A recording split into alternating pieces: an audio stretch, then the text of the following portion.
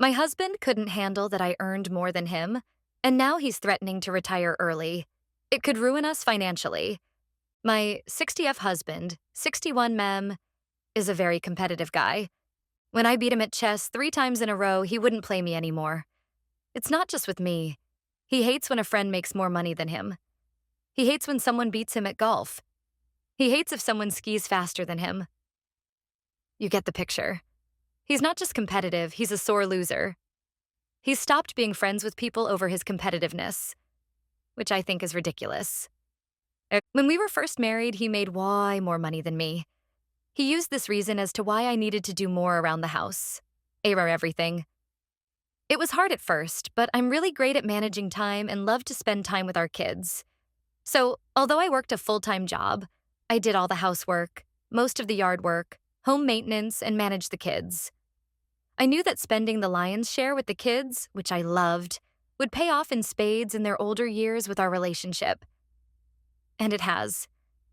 My husband is very sad now that our 2 grown children and I have all of these memories and experiences that he wasn't a part of. Once our kids graduated from high school, I went to graduate school to get my MBA. My MBA has allowed me to move up in the company I work for. Last year, I got a big promotion and a bonus. That put my salary equal to my husband's. I could tell he was uncomfortable with it when our taxes were prepared. But since my bonus and increase came after July 1st, my company's fiscal year, it looked like I made slightly less than him on the W-2. But the gap in our pay had closed significantly. This year, I was promoted again to an executive vice president position. I received a very large bonus and a big bump in salary.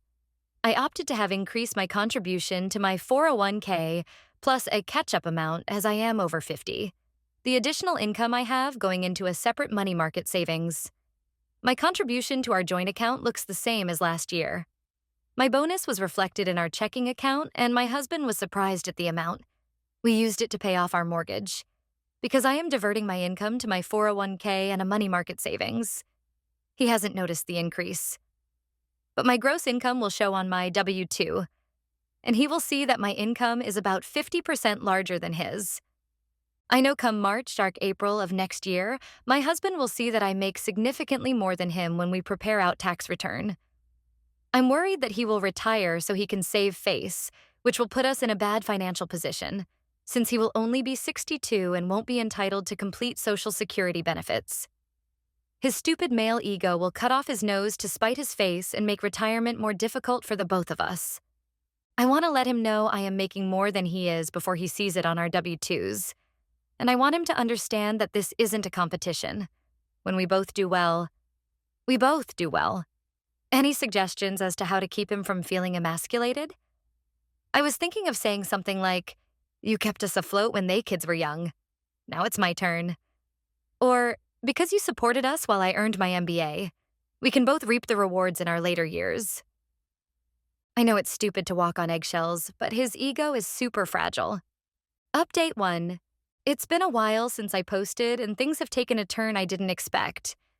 After the argument I mentioned in the original post, I thought my husband and I would eventually come to some sort of understanding, but it seems like that's not happening anytime soon. In fact, things have only gotten worse, and I don't know if we're going to make it out of this in one piece. After our argument about how he misrepresented the trip and my family, we didn't talk much for a few days. I tried to approach the subject again, hoping that maybe some time had given him perspective, but he was just as dismissive as before. I asked him if he even realized how much effort my parents had put into welcoming him, but his response was cold. He said something along the lines of, "I didn't ask for that. It was nice, but it's not that big of a deal." It felt like a slap in the face. How could he not see how important this was to me? To my family? He acted like my parents' hospitality was just some obligation they fulfilled rather than an act of love. I told him that if the roles were reversed, I would never act like that. I would never belittle his family's efforts, and I certainly wouldn't minimize something that clearly mattered so much to him. But instead of apologizing or even trying to understand where I was coming from, he turned it around on me. He said I was being too emotional, that I was blowing things out of proportion. He said that he's not the kind of person to gush over things, and that I should know that by now. That's when it hit me. He doesn't respect me or my family in the way I thought he did. I started paying more attention to the little things he would say about my culture, and it became clear that this wasn't just about the trip. He's made snide remarks about my accent, my taste in music, and even the food I cook at home. It was subtle, but now that I'm looking at it through this lens, I can see it's been there all along. I used to laugh it off, thinking it was just his sense of humor, but now I'm not so sure. The worst part of all of this is how his family is involved. I've always felt like his parents looked down on me, but I tried to give them the benefit of the doubt. Maybe they just didn't understand where I come from, or maybe they weren't used to being around people from different cultures. But now I see that it's not just ignorance, it's actual disdain. His mother has made comments before about how she couldn't imagine living in a place like that, referring to my home country, and how she's glad she never has to visit. She's talked about how she prefers luxury vacations with resorts and all the amenities, as if my family's home isn't good enough. The thing is, my parents live in a beautiful, modern house in a nice neighborhood. They have everything you could need: water, electricity, internet, all of it. But she acts like they live in some kind of shack, and my husband just lets her. I tried talking to him about this too, but he defended his mother, saying that's just how she is, and that I shouldn't take it personally. How am I not supposed to take it personally when it's literally about my family and my home? It's like he's asking me to ignore all the disrespect because it's easier for him to avoid conflict with his parents than to stand up for me. This all came to a head a couple of weeks ago when we went out to dinner with some friends. One of them asked about the trip, and instead of giving the same dismissive answer he's been giving, my husband started making jokes about it. He joked about how overwhelmed he was by the number of people walking around the city, about how basic the food was, which is a flat-out lie because my mom cooked her heart out for him, and about how his parents wouldn't survive a day there. I felt humiliated. He was sitting there, mocking my family, my home, my culture, all for a cheap laugh. And the worst part was that no one else seemed to notice how hurtful it was. Everyone was laughing along like it was all in good fun, but I couldn't take it anymore. I excused myself from the table and went to the bathroom to calm down, but all I wanted to do was cry. When we got home, I confronted him again. I asked him why he felt the need to make fun of something that was so important to me, and why he couldn't show even a little bit of respect. He shrugged it off, saying that I was overreacting again and that it was just a joke. He even had the nerve to tell me that if I can't handle a little teasing, maybe I need to lighten up. That's when I knew something was seriously wrong. This isn't just about cultural differences anymore. This is about respect, or rather, the lack of it. How can I stay married to someone who doesn't respect me or my family? How can I be with someone who thinks it's okay to mock the things that matter most to me? Since then, things have been tense between us. We don't talk as much, and when we do, it's short and surface level. I feel like I'm living with a stranger, someone who doesn't care about my feelings or my background. It's like I'm seeing a whole new side of him, and I don't like what I'm seeing. I've been thinking a lot about what to do next. Part of me wants to try counseling, to see if maybe a professional can help us work through this. But another part of me wonders if it's even worth it. Can you really teach someone to respect you if they've shown time and time again that they don't? I haven't talked to my family about any of this yet. I don't want to worry them, and I'm not ready to admit to them that things are falling apart. They were so happy when we got married, and they've always been so supportive of us as a couple. I know they would be devastated to hear that my husband has been treating me this way, especially after they went out of their way to make him feel welcome. But I can't keep pretending everything is fine. I can't keep brushing off his behavior and hoping it will get better on its own. I've been doing that for too long, and it's only made things worse. I deserve better than this. My family deserves better than this. I'm still figuring things out, but one thing is clear. I can't go on like this. Something has to change, and soon. I'll update again when I have a clearer idea of what my next steps will be. But for now, I'm just trying to get through each day without falling apart. Update 2. I'm back with another update, and things have taken a surprising turn. After I took time away from my husband and had some space to reflect, I was starting to mentally prepare myself for a potential separation. However, life, as it often does, threw an unexpected curveball. When I got home from staying with my friend, I had planned to sit my husband down for a serious conversation about our future. But when I walked in the door, he was already sitting on the couch, looking more somber than I had ever seen him. At first, I thought maybe something had happened with his family or work, but before I could ask, he looked up at me and said something I wasn't prepared for. I've been thinking, and I realize I've been wrong about a lot of things. This was the first time I'd ever heard him admit he was wrong about anything related to our issues. It caught me off guard.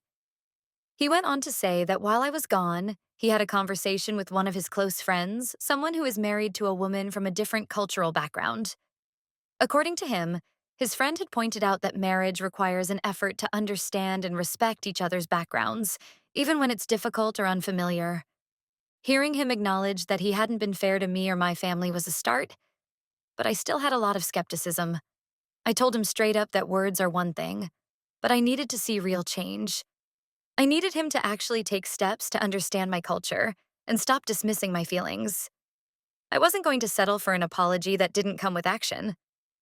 To my surprise, he didn't get defensive like he normally would. Instead, he nodded and said he understood. He told me that he wanted to do better and asked if I'd be willing to help him learn more about my culture.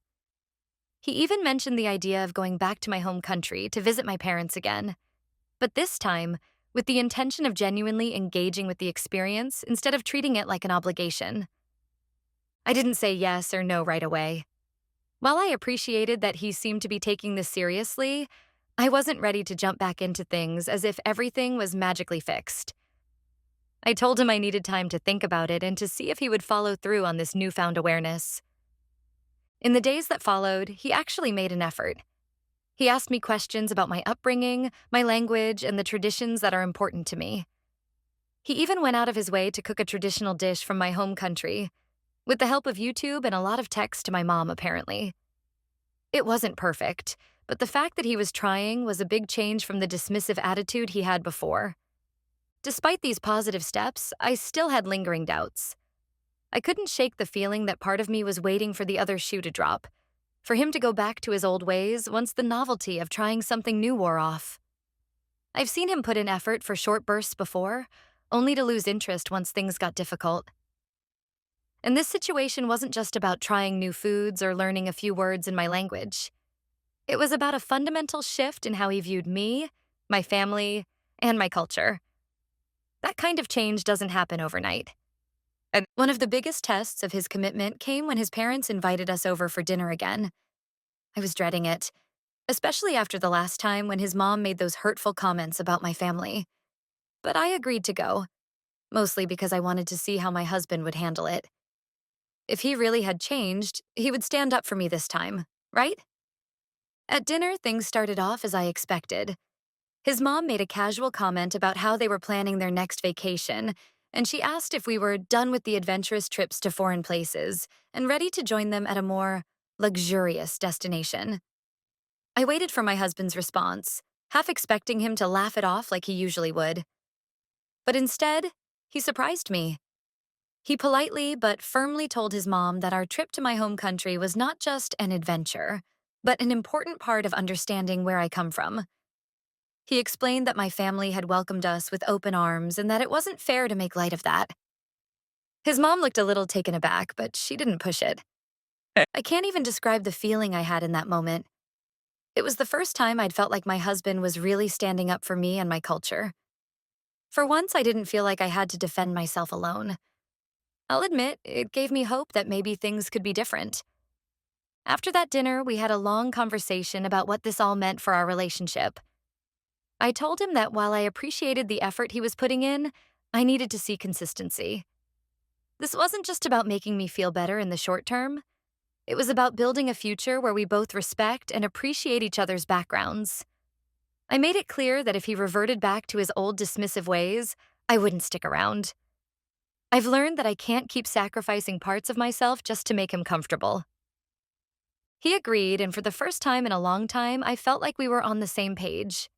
He's continued to make an effort, and we've started going to couples therapy to work through some of the deeper issues in our relationship. Therapy has been eye-opening for both of us. especially because it's forced us to confront some uncomfortable truths about our differences. We've had to acknowledge that we were raised in very different worlds, and that navigating those differences is going to take work, patience, and understanding. At this point, I'm cautiously optimistic. I'm still not sure if we're out of the woods yet, but I'm willing to give him the chance to prove that he can truly change. The fact that he's willing to go to therapy and put in the work is a step in the right direction, but I'm also keeping my guard up. I've come too far in my journey of self discovery to let myself fall back into old patterns of letting things slide for the sake of keeping the peace. One of the most important things I've learned through all of this is that I have to advocate for myself. I can't expect my husband or anyone else to magically understand my perspective if I don't speak up. At the same time, I need to surround myself with people who genuinely respect and support me, not just tolerate me. That's a big part of why I've been leaning on my family more lately.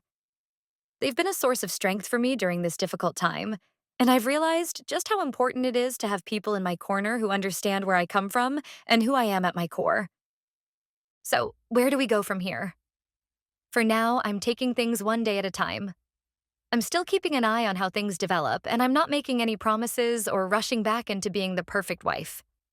My focus is on making sure that my needs are met, and that my culture and identity are respected within our marriage. If my husband can continue to meet me halfway, then I believe we might have a chance. But if he falls back into old habits, I won't hesitate to walk away. I've learned that I deserve more than to be in a relationship where I feel marginalized or unappreciated. I'll keep updating as things unfold, but for now, I'm hopeful, yet cautious. It's a strange place to be, but maybe it's exactly where I need to be right now.